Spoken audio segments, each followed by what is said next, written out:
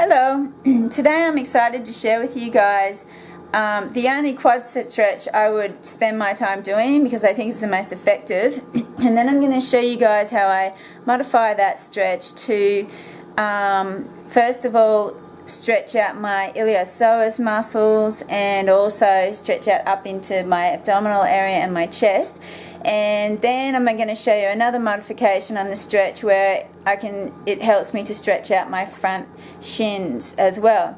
Okay, so first of all, the setup looks like this, where I've got milk crates going to the wall along the bottom, and here I have 3 milk crates because I want it this high to rest my head on here, and so that's just a cushion for my head. And then I have another box here, and then I have this mat here to cushion my foot, and then I have these chairs to help me get into the stretch, and these yoga blocks on this end against the wall just to get the distance right between the two ends. Okay, I'm just going to set it up and show you how I do it.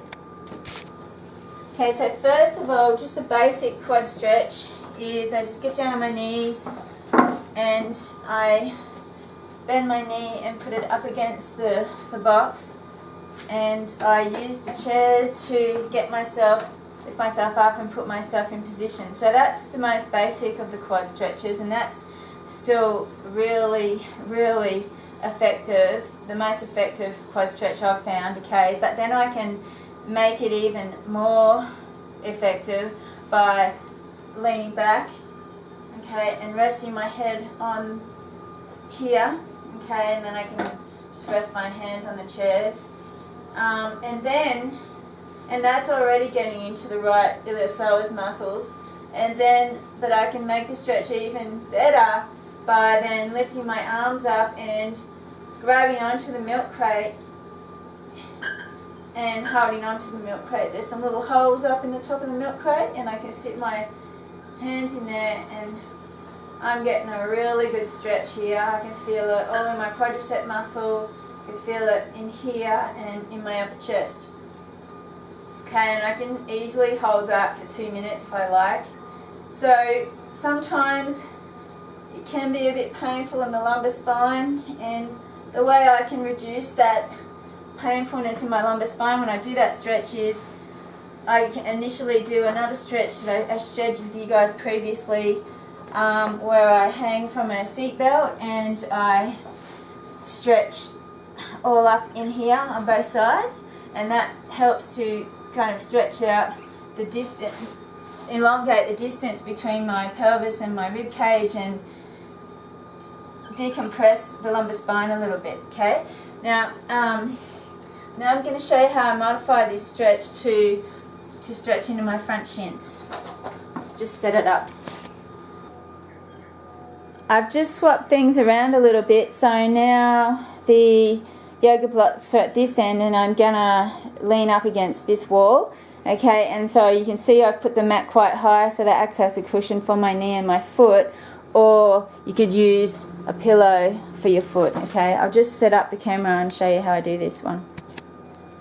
Okay, so I might not get into this stretch entirely because I'm going to show you my left leg because it's clearer, I think, for you to see on the video, but I still have an injury that's not healed on my left knee, so I'm just probably not going to go the whole way. So what I do is I just get my toes and I point them towards the ceiling, and I lean my knee up against the wall, okay, like that, and then I use the chair to lift myself up and put my foot at the other end on the yoga blocks, and then I just push back, okay. And like I said, I'm not going to go the whole way because of my knee, but you can see how the orientation of the foot like this could stretch into the shins, and it also, again, makes a slightly different feeling in the quadricep. So you know, because now the foot's pointing up, it just changes the strain in the quadricep just a little bit, okay, again in a different way. So yeah, so that's basically it, and I can easily sit in this for 2 minutes as well, lean up against the wall or whatever. Okie dokie. Alrighty. Thanks for watching. I hope this has been helpful. See you later.